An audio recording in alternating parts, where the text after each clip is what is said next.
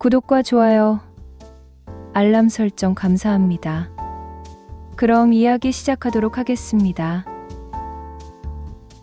인천 차이나타운 골목 끝 세월의 때가 묻은 간판 하나가 삐딱하게 매달려 있었다. 시간의 집이라고 쓰인 글자는 이미 반쯤 벗겨져 있었지만 그 아래서 들려오는 규칙적인 초침 소리만큼은 여전히 정확했다.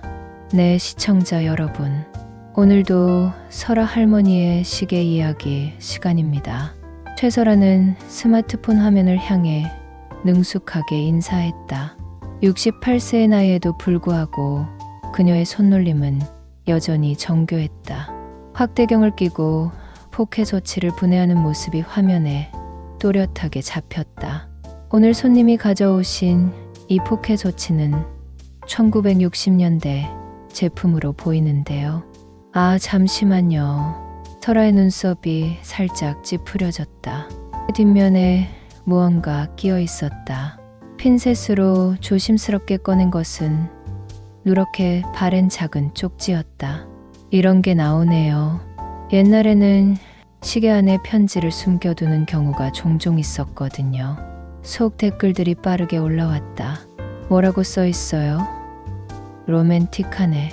읽어주세요. 설아는 쪽지를 펼치며 웃음을 지으려 했지만 글자를 확인하는 순간 얼굴이 굳어졌다. 손이 미세하게 떨리기 시작했다. 등대가 꺼지면 돌려줘. 그 글씨체를 설아는 너무나 잘 알고 있었다.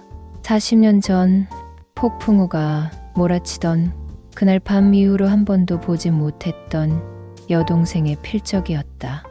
할머니, 괜찮으세요? 댓글창에 걱정 섞인 글들이 올라왔다. 설아는 한참 그만 말없이 쪽지를 바라보았다. 머릿속으로는 수많은 기억들이 빠르게 스쳐 지나갔다. 어린 설이가 항상 들고 다니던 낡은 일기장, 등대 아래서 함께 보던 일몰, 그리고 마지막으로 들었던 그 애의 목소리. 시청자 여러분, 설아의 목소리는 평소보다 낮고 쉬어 있었다. 죄송하지만 오늘 방송은 여기서 마치겠습니다. 할머니, 무슨 일이에요? 갑자기 왜 그러세요? 댓글들은 계속 올라왔지만 설아는 더 이상 화면을 보지 않았다. 그녀는 천천히 일어나 가게 앞쪽으로 걸어갔다. 벽에 걸린 수십 개의 시계들이 제각각 다른 시간을 가리키며 째깍거리고 있었다. 그리고 설아는 문 앞에서 돌아서며 마지막 말을 남겼다. 내일부터 가게 문을 닫겠습니다. 긴 시간 고마웠습니다. 화면이 꺼지자 가게는 다시 시계 소리들만 남은 고요 속으로 돌아갔다. 설아는 쪽지를 손에 꼭 쥐고 창밖을 바라보았다. 저 멀리 인천항 끝에서 깜빡이는 등대의 불빛이 보였다. 40년 만에 받은 설이의 메시지. 하지만 문장은 미완성처럼 느껴졌다. 등대가 꺼지면 돌려줘. 무엇을? 누구에게? 설아의 가슴 깊숙한 곳에서 오래된 약속 하나가 되살아나고 있었다. 다음 날 오전 시계방 문을 두드리는 소리가 요란했다. 설아가 문을 열자 아들 민우가 험상궂은 표정으로 서 있었다. 그 뒤로 며느리 다연도 따라와 있었다. 어머니, 대체 무슨 생각이세요? 민우는 인사도 없이 곧바로 따져 물었다. 갑자기 가게를 닫는다니 구독자들이 난리예요. 그러게요, 어머니. 다연이 스마트폰을 흔들어 보였다. 댓글창에 걱정하는 글들이 수백 개나 올라와 있어요. 광고주들도 연락이 와서. 광고주? 설아는 냉소적으로 웃었다. 내가 언제 광고를 위해 방송을 했다고 했나? 민우의 얼굴이 붉어졌다. 어머니는 모르시겠지만 이 방송으로 얼마나 많은 수입이 들어오는지 아세요? 월 광고료만 300만 원이에요. 그걸 그냥 포기하시겠다고요? 그 돈이 그렇게 중요하냐? 중요하죠. 어머니 연금으로는 이 건물 관리비도 못 내잖아요. 현실을 좀 보세요. 설아는 차분히 서랍을 열어 낡은 서류 봉투를 꺼냈다. 그 안에서 건물 등기부등본과 지분 계약서를 꺼내 탁자에 놓았다. 이게 뭔지 알아? 민호와 다연이 서류를 들여다보았다. 다연의 얼굴이 창백해졌다. 어머니, 이 건물이 전부 어머니 명의였어요? 그래, 너희가 돈 걱정하는 동안 나는 이미 모든 준비를 마쳤다. 설아는 서류를 다시 정리하며 말했다. 이 건물과 가게, 그리고 내 인생에 대한 결정은 내가 한다. 민호가 벌떡 일어섰다. 그럼 우리는 뭐가 되는 거예요? 어머니 혼자 사시겠다는 건가요? 혼자가 아니야. 난 내 동생을 찾으러 간다.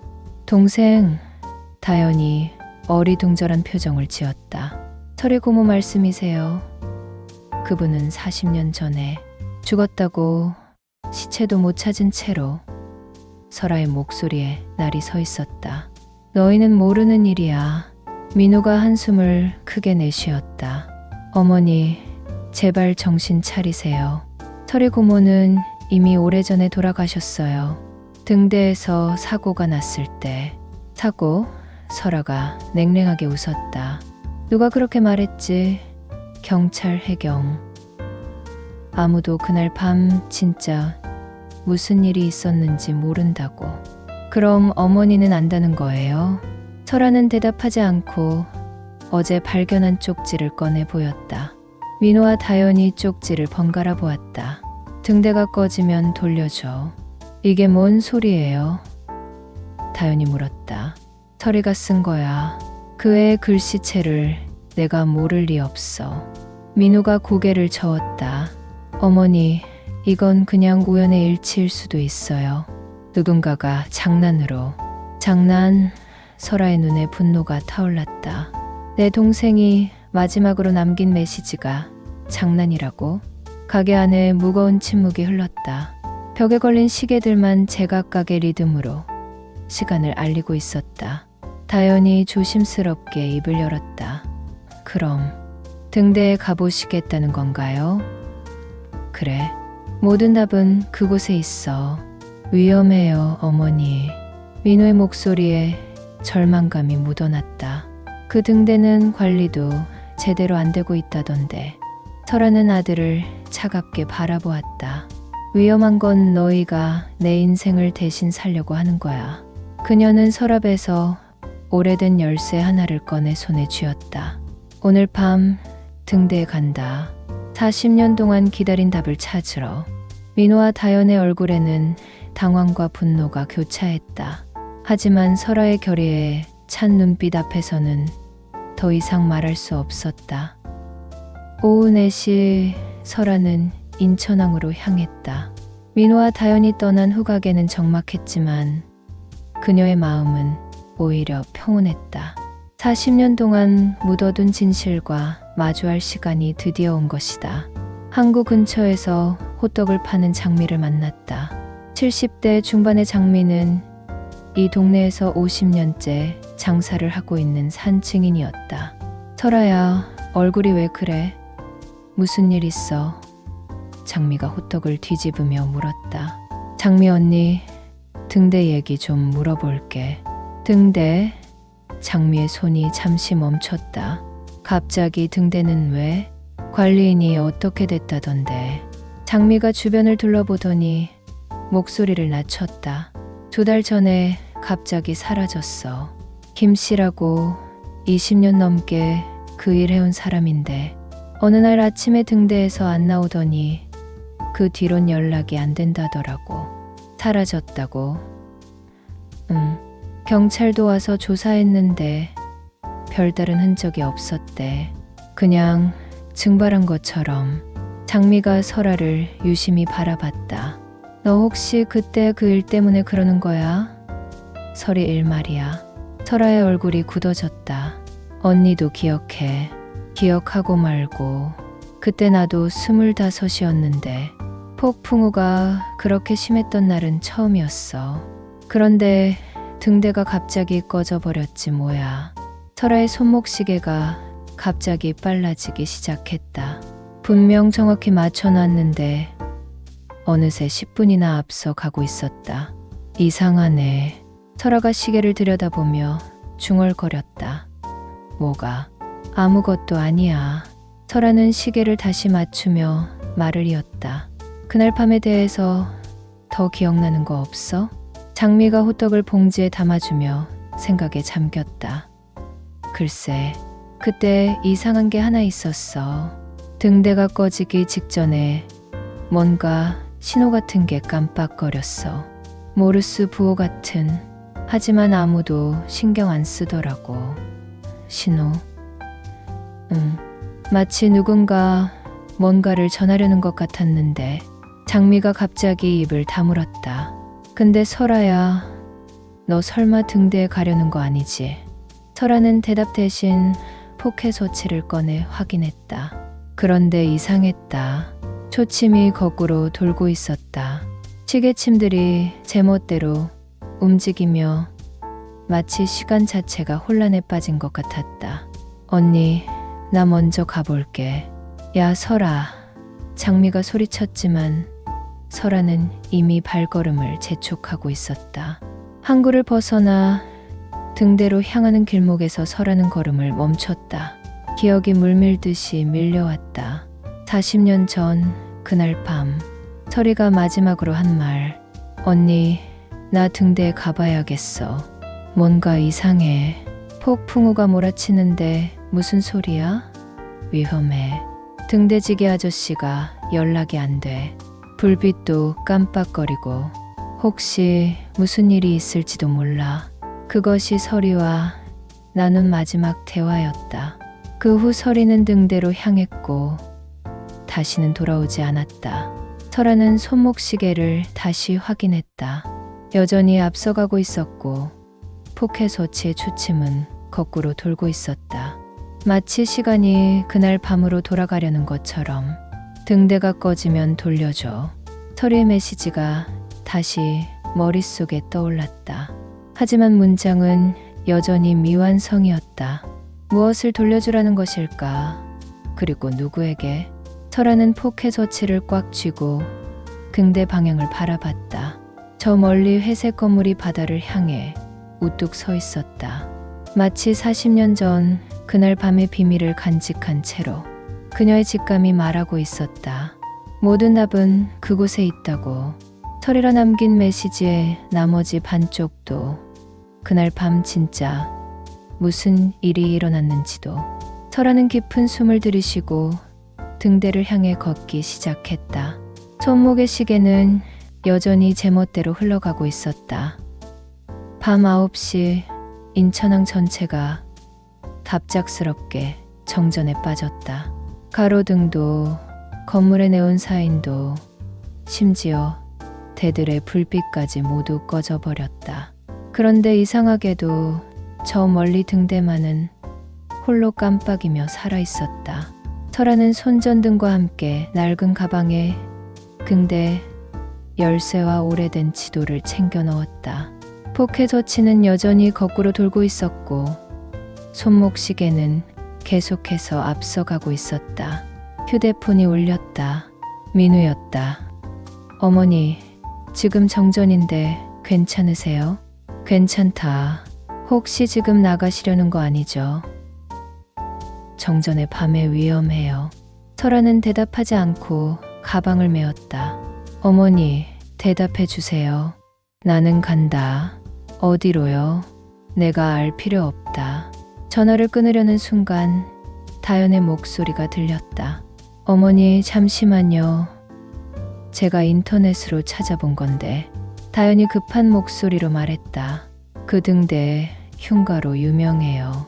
최근 5년 동안 관리인이 3명이나 바뀌었다고 하네요. 그래서 어머니, 이 기사 좀 보세요. 다연이 링크를 보냈다. 작년에도 누군가 실종됐었어요. 그리고 이상한 현상들이 목격됐다는 제보들이. 설아는 휴대폰을 꺼버렸다. 더 이상 들을 필요가 없었다. 항구로 가는 길은 칠흑같이 어두웠다. 손전등 불빛만이 앞길을 비춰주었다. 평소 같으면 무서웠을 텐데 이상하게도 설아의 마음은 고요했다.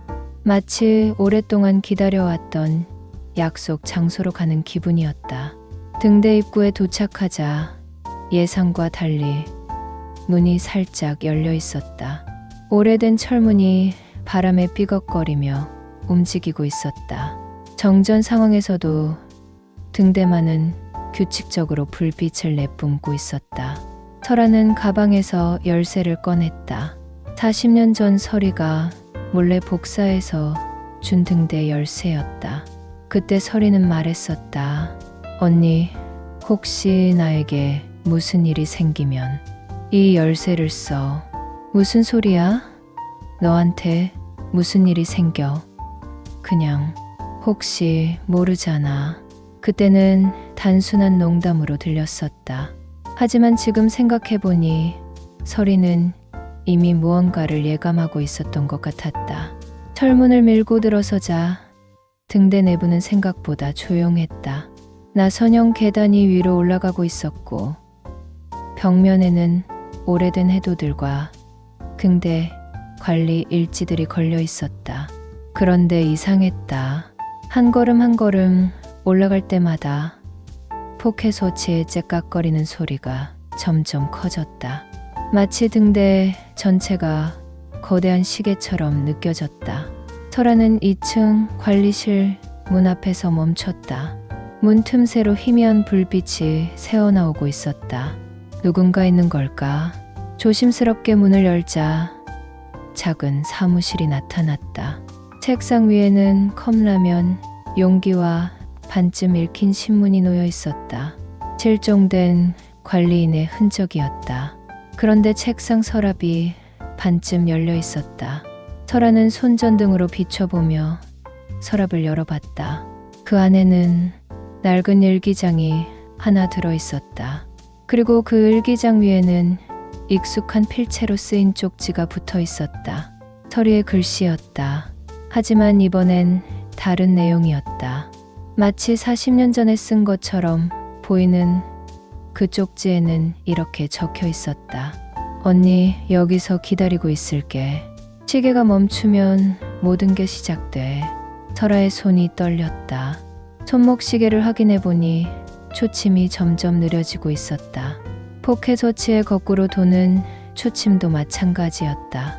그때 등대 맨 위에서 파도 소리와 겹쳐지며 무언가가 들려왔다. 발걸음 소리 같기도 하고 누군가 부르는 목소리 같기도 했다. 설아는 일기장을 가슴에 꼭 안고 위층으로 향하는 계단을 올려다봤다. 그곳에 모든 답이 있을 것이다. 시간은 점점 더 느려지고 있었다. 등대 최상층에 올라간 설아는 숨을 멈췄다. 등대지기실 한쪽 벽에는 수십 개의 시계들이 걸려 있었는데 모두 다른 시간을 가리키고 있었다. 그리고 그 시계들 사이에 낡은 액자 하나가 걸려 있었다. 액자 안에는 반으로 찢어진 쪽지가 들어 있었다. 설아가 발견했던 등대가 꺼지면 돌려줘의 반쪽이었다. 그리고 그 밑에는 나머지 반쪽이 있었다. 등대가 꺼지면 돌려줘. 시간을 되돌려줘. 언니가 와야 끝이 나. 설아의 가슴이 두근거렸다. 완성된 메시지를 읽는 순간 벽에 모든 시계가 일제히 멈췄다. 그와 동시에 등대의 불빛도 꺼져버렸다. 어둠 속에서 누군가의 목소리가 들려왔다. 언니. 설아는 몸을 돌렸다. 등대지기실 구석 40년 전 그대로의 모습을 한 설이가 서 있었다. 20대 후반 긴 머리에 낡은 코트를 입은 채로. 설이야, 언니 드디어 왔구나. 설이가 슬픈 미소를 지었다. 40년 동안 기다렸어. 너는 죽은 거 아니었니? 죽었다고 할 수도 있고 살아있다고 할 수도 있어. 설이가 벽에 시계들을 가리켰다. 이곳은 시간이 멈춘 곳이야. 그날 밤 등대가 꺼진 순간부터 설아는 떨리는 다리로 설이에게 다가갔다. 그날 밤 대체 무슨 일이 있었던 거야? 설이는 창밖을 바라보며 말했다. 등대지기 아저씨가 쓰러져 있었어. 심장마비였나 봐. 그래서 등대가 꺼진 거야. 폭풍우 속에서 배들이 길을 잃고 있었고, 그래서 나는 등대를 다시 켰어. 하지만 너무 늦었어. 이미 한 척이. 설이의 목소리가 떨렸다. 3명이 죽었어, 언니. 내가 더 빨리 왔었다면. 설아가 설이의 어깨를 잡았다. 그건 내 잘못이 아니야. 아니야. 설이가 고개를 저었다. 내가 평소에 등대지기 아저씨를 더 자주 확인했었다면 일이 이상한 걸 눈치챘을 텐데 나는 그냥 시계 수리만 하고 있었어. 그래서 여기 남은 거야? 설이가 끄덕였다. 그날 밤 등대가 꺼진 순간 시간이 멈춰버렸어. 나는 이곳에 갇혔고 바깥 세상은 계속 흘러갔지. 그리고 40년 동안 기다렸어. 언니가 와서 시간을 다시 움직여주기를. 설아는 손목시계와 포켓워치를 확인했다. 두 시계 모두 완전히 멈춰 있었다. 어떻게 하면 돼? 설이라 벽의 시계들 중 가장 큰 것을 가리켰다. 저 시계가 이곳의 중심이야. 그 시계의 태엽을 감으면 모든 시간이 다시 움직이기 시작해. 그럼 너도 원래대로 돌아갈 수 있는 거야? 설이는 씁쓸하게 웃었다. 아니야, 언니. 나는 이미 40년 전에 죽었어. 다만 이곳에 갇혀 있던 거지. 시계가 다시 움직이면 나는 진짜로 떠날 거야. 설아의 눈에서 눈물이 흘렀다. 그럼 다시 못 보는 거야? 우리는 이미 40년 동안 같이 있었어. 설이가 설아의 손을 잡았다. 차갑고 투명한 감촉이었다. 언니가 매일 시계를 수리하며 시간을 지켜온 것처럼 나는 여기서 시간을 멈춰두고 있었어. 우리는 계속 연결되어 있었던 거야. 설아는 큰 시계 앞으로 걸어갔다. 태엽을 감을 수 있는 열쇠가 달려 있었다. 언니, 설이의 목소리가 점점 작아졌다. 고마워. 그리고 이제 진짜로 살아. 설아가 태엽을 돌리기 시작했다. 큰 시계의 초침이 다시 움직이기 시작하더니 벽에 모든 시계들이 일제히 돌아가기 시작했다. 그와 동시에 등대 불빛이 다시 켜졌다.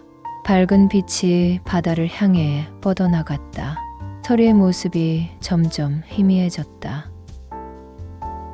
언니, 시계방 계속해. 사람들에게 시간의 소중함을 알려줘. 설이야. 하지만 설이는 이미 사라진 후였다. 오직 등대의 불빛만이 규칙적으로 바다를 비추고 있었다. 설아는 자신의 손목시계를 확인했다. 정확한 시간을 가리키고 있었다. 포켓워치도 마찬가지였다. 40년 만에 모든 시계가 제자리를 찾았다. 설아는 등대 창문 너머로 새벽 하늘을 바라보았다. 저 멀리 인천항의 불빛들이 하나둘 다시 켜지기 시작했다. 그녀의 가슴 속에서도 새로운 시간이 시작되고 있었다. 지금까지 시청해 주셔서 감사드리며 다음에는 더 좋은 이야기로 찾아오겠습니다.